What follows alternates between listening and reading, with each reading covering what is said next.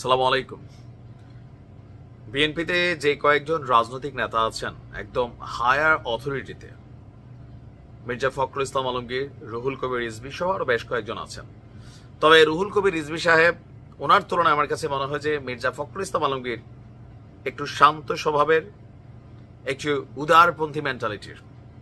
সবাই আছে ভালো, বাট মির্জা ফখরুল ইসলাম একজন ভদ্রলোক মানুষ। ইভেন আওয়ামী সরকারের সময়ও ওনার অবস্থান, ওনার বক্তব্য সবকিছু নিয়ে একটা পজিটিভ ইমেজ তিনি তৈরি করেছেন সারা বাংলাদেশের কাছে। নির্যাতিত হয়েছেন। তো আগামীতে যে জাতীয় সংসদ নির্বাচন আসছে, এই সংসদ নির্বাচনে মির্জা ফখরুল ইসলাম আলমগীর তিনি পাশ করবেন কিনা এখন সন্দেহ তৈরি হয়ে গেছে। কেন ভাই? হঠাৎ করে জামাত ম্যাটিকুলাস প্ল্যান তৈরি করে ফেলছে। যদি তিনি ফেল করেন তাহলে তো তিনি সংসদে যাইতে পারবেন না। মির্জা ফখরুল ইসলামকে ঠেকাতে জামাতের ম্যাটিকুলাস প্ল্যান ফাইনাল।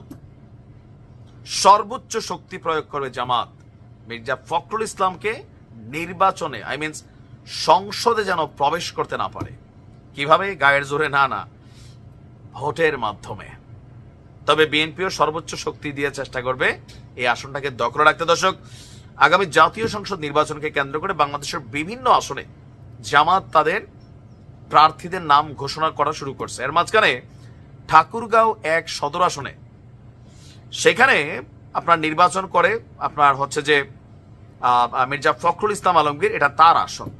এবার সেই আসনে জামাত ইসলাম থেকে প্রার্থী হিসেবে চূড়ান্ত করা হয়েছে মোহাম্মদ দেলোয়ার হোসেন। নাম মে কেয়া হে, বাকিটা শুনলে বুঝবেন।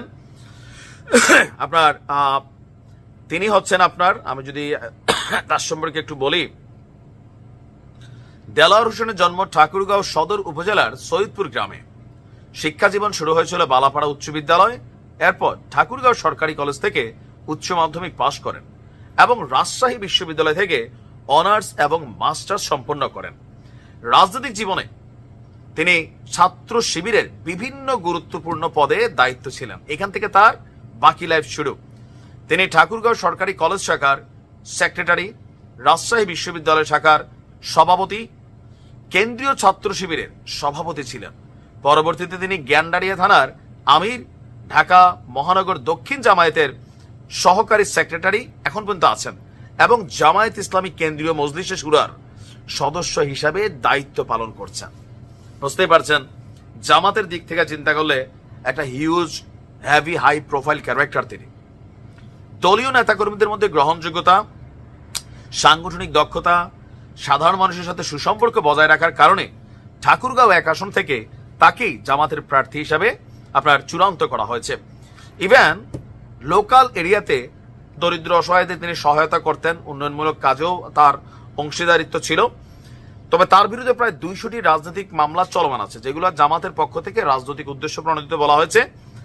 আর রাজনৈতিক জীবনে নির্যাতনের ঘটনা আছে। তাকে গ্রেপ্তার করা হয়েছিল আওয়ামী লীগের সময়, লম্বা সময় তিনি জেল খেটেছেন। তো এই আসনটা বেসিক্যালি হচ্ছেন মির্জা ফখরুল ইসলাম সাহেবের আসন। এখন বিপরীত ঘটতে পারে। ধরেন যদি এমন মনে হয় যে এই আসন জামাতের দখলে চলে যাবে,